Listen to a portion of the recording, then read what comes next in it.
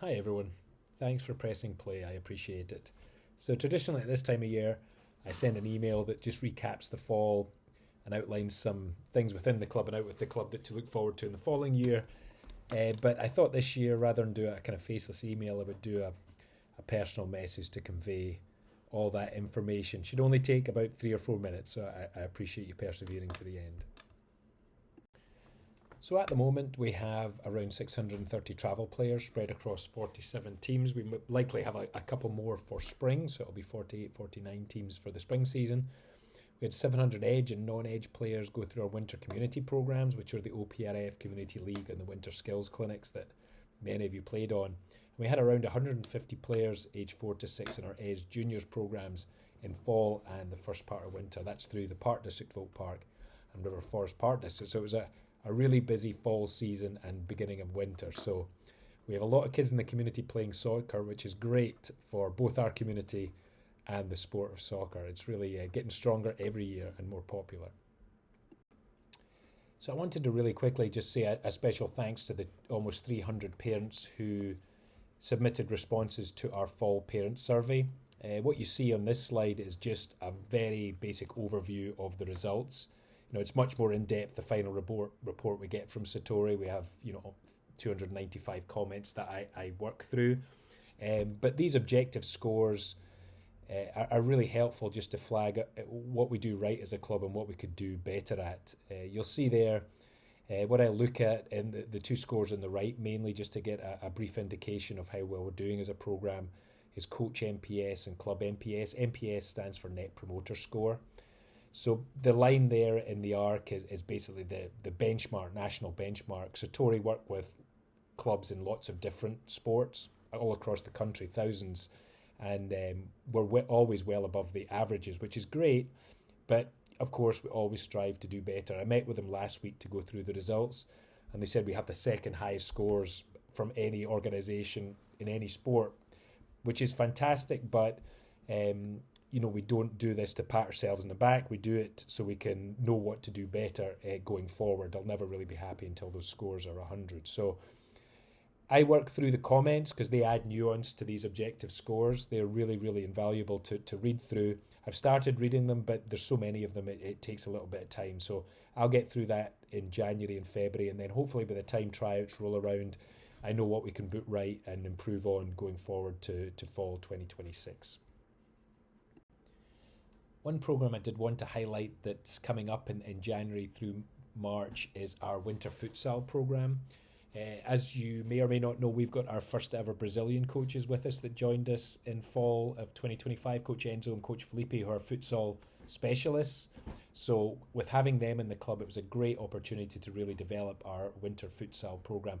Now, futsal, really quick, is played with a weighted ball, small-sided field, so it can promote ball control, decision-making, fundamental skill acquisition, that kind of thing.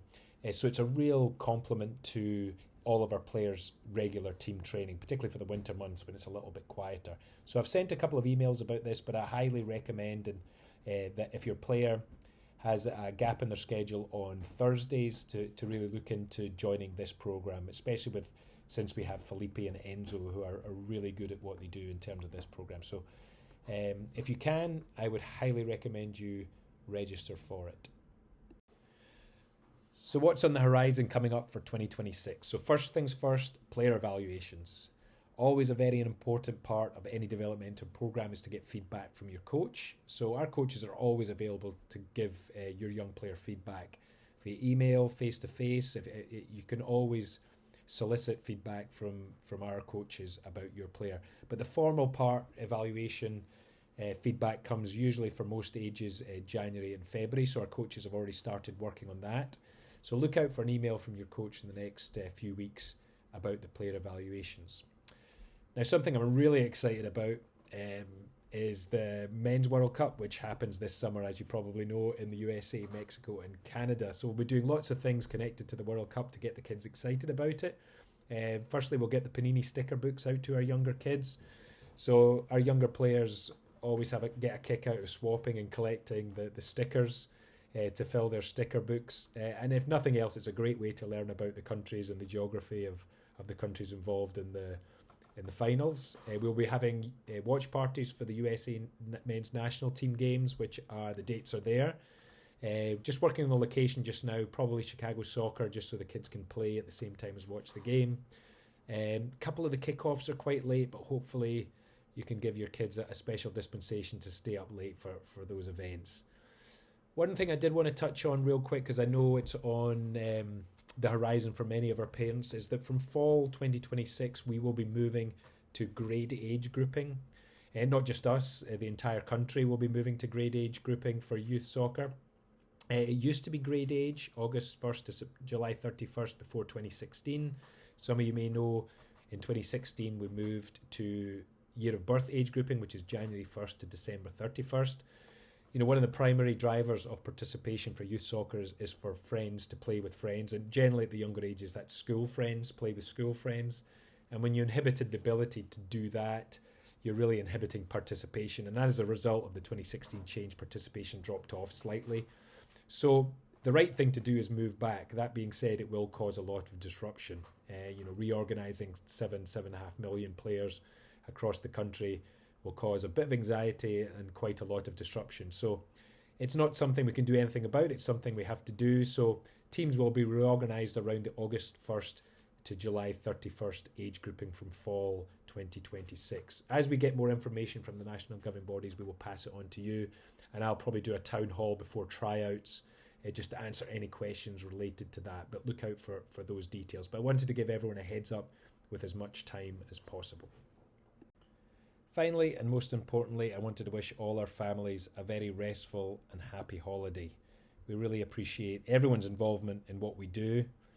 We hope that our programme adds value to your young player's life, your family life, and hopefully the community in general. We're really grateful for all your support in what we do. So we look forward to seeing everybody in 2026.